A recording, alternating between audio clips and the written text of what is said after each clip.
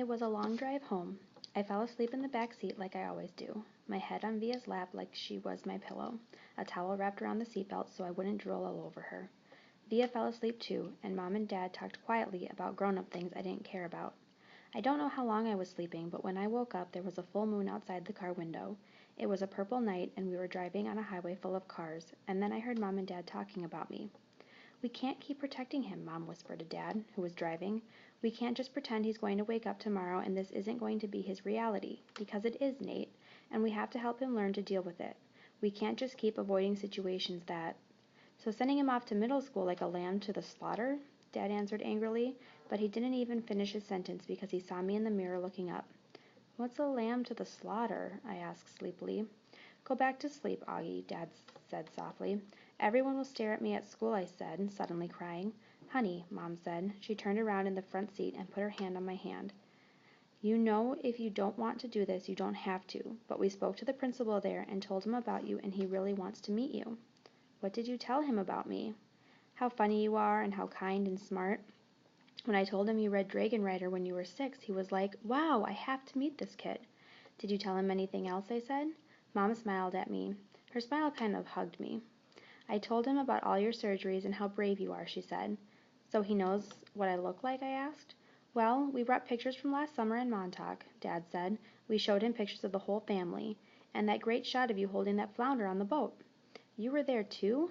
I have to admit I felt a little disappointed that he was part of this. We both talked to him, yes, Dad said. He's a really nice man. You would like him, Mom added. Suddenly it felt like they were on the same side. Wait, so when did you meet him? I said. He took us on a tour of the school last year, said Mom. Last year? I said. So you've been thinking about this for a whole year and you didn't tell me? We didn't know if you'd even get in, Augie, answered Mom. It's a very hard school to get into. There's a whole admissions process. I didn't see the point in telling you and having you get all worked up about it unnecessarily. But you're right, Augie. We should have told you when we found out last month that you got in, said Dad. In hindsight, sighed Mom. Yes, I guess. Did that lady who came to the house last time have something to do with this, I said. The one that gave me that test? Yes, actually, said Mom, looking guilty. Yes. You told me it was an IQ test, I said. I know. Well, that was a white lie, she answered. It was a test you needed to take to get into the school. You did very well on it, by the way. So you lied, I said. A white lie, but yes, sorry, she said, trying to smile, but when I didn't smile back, she turned around in her seat and faced forward. What's a lamb to the slaughter? I said. Mom sighed and gave Daddy a look. I shouldn't have said that, Dad said, looking at me in the rearview mirror. It's not true. Here's the thing. Mommy and I love you so much we want to protect you any way we can. It's just sometimes we want to do it in different ways. I don't want to go to school, I answered, folding my arms. It would be good for you, Augie, said Mom. Maybe I'll go next year, I answered, looking out the window. This year would be better, Augie, said Mom. You know why? Because you'll be going into 5th grade, and that's the first year of middle school, for everyone. You won't be the only new kid. I'll be the only kid who looks like me, I said. I'm not going to say it won't be a big challenge for you, because you know better than that, she answered. But it'll be good for you, Augie. You'll make lots of friends, and you'll learn things you'd never learn with me. She turned in her seat again and looked at me. When we took the tour, you know what they had in their science lab? A little baby chick that was just hatching out of its egg. It was so cute. Augie, it actually kind of reminded me of you when you were a little baby, with those big brown eyes of yours. I usually love when they talk about when I was a baby. Sometimes I want to curl up into a little tiny ball and let them hug me and kiss me all over.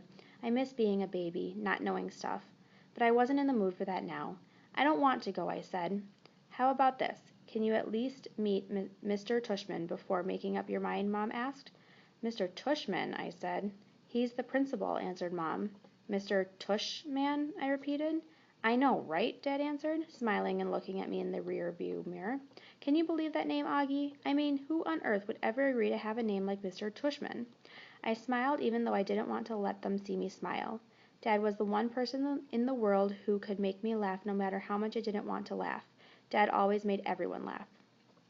Augie, you know, you should go to that school just so you can hear his name said over the loudspeaker, Dad said excitedly. Can you imagine how funny that would be? Hello? Hello? Paging Mr. Tushman. He was using a fake high old lady voice. Hi, Mr. Tushman. I see you're running a little behind today. Did your car get rear-ended again? What a bum rap!" I started laughing, not even because I thought he was being that funny, but because I wasn't in the mood to stay mad anymore. "It could be worse, though," Dad continued in his normal voice. "Mommy and I had a professor in college called Miss Butt." Mom was laughing now, too. "Is that for real?" I said. "Roberta Butt," Mom answered, raising her hand as if to swear. "Bobby Butt. She had huge cheeks," said Dad. "Nate," said Mom. "What? She had big cheeks is all I'm saying." Mom laughed and shook her head at the same time.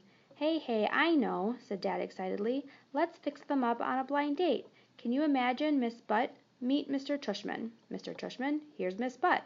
They could get married and have a bunch of little tushies." "Poor Mr. Tushman," answered Mom, shaking her head. "Augie hasn't even met the man yet, Nate." "Who's Mr. Tushman?" Via said groggily. She had just woken up. "He's the principal of my new school," I answered.